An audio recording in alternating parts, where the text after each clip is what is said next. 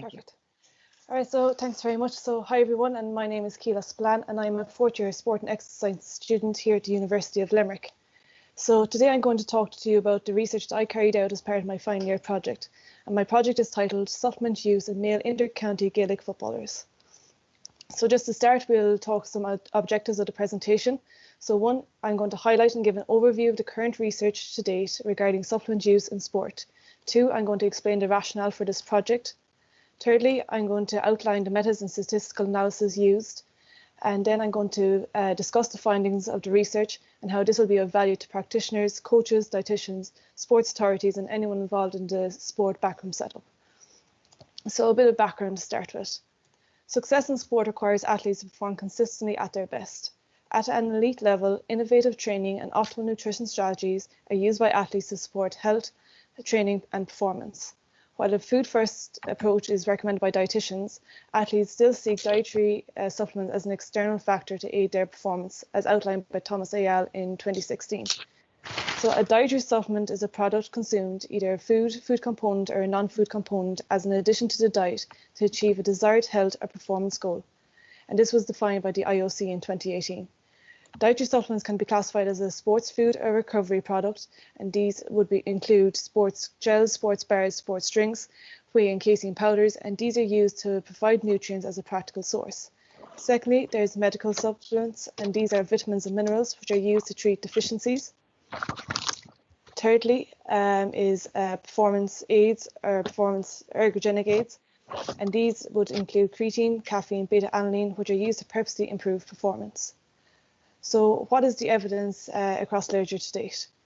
Across literature, dietary supplements have been shown to be a common practice by athletes at an elite level.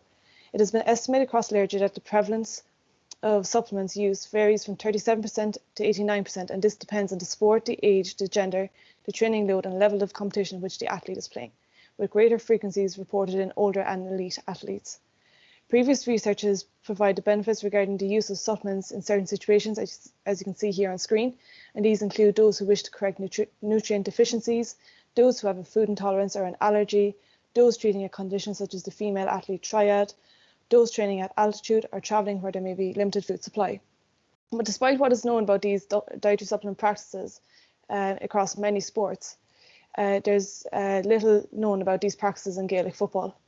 Additionally, while it is important to understand the prevalence and patterns of dietary supplement in sport, it is imperative that research investigates the appropriateness and the fitness for purpose of these supplements and whether athletes are consuming in accordance with existing literature, highlighted by consensus papers such as the ISSN and the IOC, and no literature to date has investigated this. Therefore, the aims of this project were to identify dietary supplement prevalence and patterns among male intercounty Gaelic footballers, compare the differences in these practices between younger, so 18 to 25 years, and older, 26 to 34 years. Additionally, we aim to assess the appropriateness of dietary supplement strategies, and we're going to use a novel scoring system on the nuances of supplement intake as quantified by adherence with best practice guidelines for supplement quality, quantity, timing, and rationale. So the methods. This is a cross-sectional study that retrospectively assessed supplement intake in Gaelic football. An online questionnaire using the Qualtrics software was used to investigate the patterns, and this examined the type, the brand, the dose, the time, rationale, and effectiveness of supplements in response to a training stimulus. Recruitment for the study included both targeted and snowball methods. The posters you can see here on the left of the screen was circulated to players and was also shared across social media outlining the aims of the project. Data collection took place from January to mid-March this year and had been approved by the Education, Health Science Research Ethics Committee at UL. Eligible participants were those aged 18 to 45 years of age and currently playing intercounty Gaelic football. Statistical analysis was completed using SPSS. So data was exported to SPSS and coded, and incomplete responses removed prior to analysis. Once the data set was prepared, the data was put through a series of tests. First off, normality was assessed, and that was to check if the results were parametric or non-parametric. Following on, descriptive stats were calculated and frequencies calculated for quantitative variables. The means of the two groups was compared using a Mann-Whitney U, while a Spearman correlation test was used to examine associations.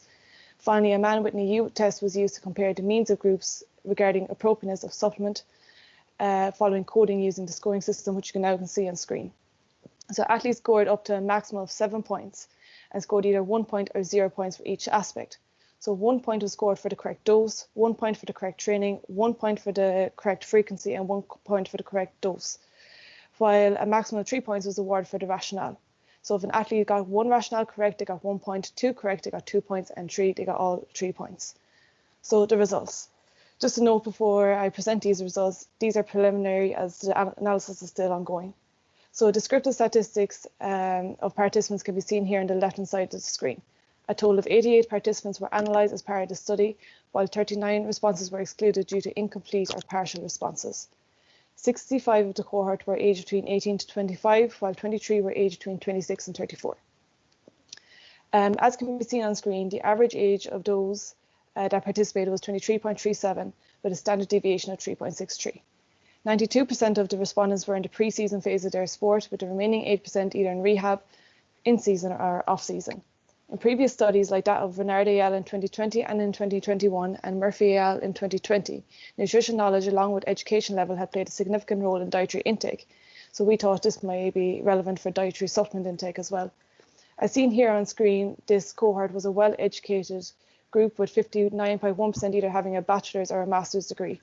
However, a very weak correlation was found between supplement use and education status, with a Spearman correlation of a minus 0.142.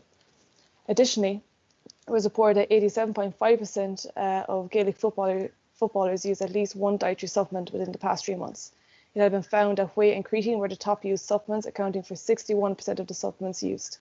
25 different supplements were used with an average supplement consumption of a 2.47 with plus or minus 1.13 per athlete. Of these 25 supplements, 86.5% of them were deemed to have strong evidence for use and were classified as a Group A supplement in accordance with the Australian Institute of Sport. The pie chart shows where Gaelic footballers received information regarding supplement use. So 79.5% of respondents state that nutritionists and dietitians were a source of dietary supplement information, followed by your strength trainers and your fellow athletes. This is in contrast to other studies in team sports like soccer and lacrosse, where much of the information is by athletes themselves, online or peers, instead of qualified personnel.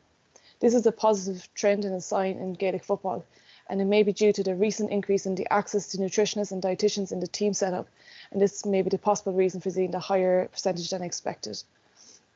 So appropriateness of use was calculated for the top 5 supplements. It was found that 56.5% used dietary supplements appropriately and in accordance with literature, scoring either a 5, 6 or 7, meaning they were scored good, very good or excellent.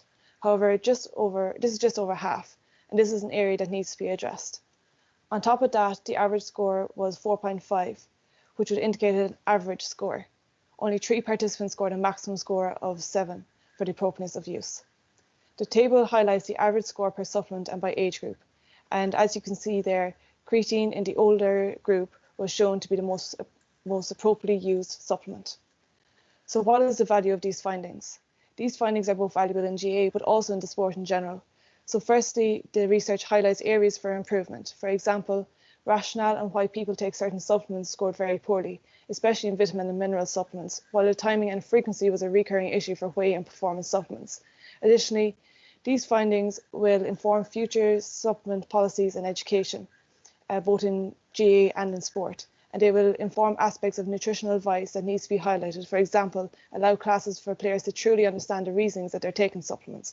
And also this will help more resources to be put into place. Finally, this is the first study to assess appropriateness of use and can be seen that not all athletes take in accordance to literature. Therefore, more research needs to conduct this analysis to provide a greater consensus regarding appropriateness of use. Just a quick sum up, dietary supplement was seen to be a common practice in Gaelic footballers despite its amateur status. However, supplementation is higher than reported in other team sports. More education and resources needs to be given to the athlete to ensure the appropriateness of supplements, and future research should focus on carrying out appropriateness of use across a variety of sports. References, and I'd now like to take any questions anyone has. Thank you very much, Keela, and thanks again for being mindful of the time. So taking questions, Pamela, please. Pamela, I think you have your hand up. Would you like, or you're in mute at the moment so we can hear you? Oh, sorry, I thought I clicked the button. Hi, thank you. I was just very interested in the fact that 56.5% are taking whey protein. And did you find that there was a comparison between younger players, that it was a phenomenon for young people to be starting to take protein and whey? And I also was interested in the fact that they were highly educated, and the fact that there's kidney damage from taking whey protein is a red flag for me. And, you know, I suppose that's where more research, which you're saying, is needed in the area as to how appropriate what you're taking. I don't know definitely. It was quite a high percentage that used whey protein in this cohort anyway. But like, and they were well educated, so that led me to believe that you didn't really know the risks and would be more understanding of why they're taking it and the risks associated with it. But it didn't seem to be the case. Like, they were still not understanding why they're taking it. So that's why these more education resources are needed. And actually, I think a good lot of this could be down to the amateur status of the sport as well. That a lot of these people are just playing Gaelic football as well as their full-time jobs. So it's not a professional sport. It'd be interesting to do this appropriateness of use in a professional sport as well, because you could compare the amateur status versus a professional sport and see if there's any differences as well between it. Excellent, thank you. Thank you, Pamela. Indeed, very insightful and interesting presentation, and very well constructed methodologically.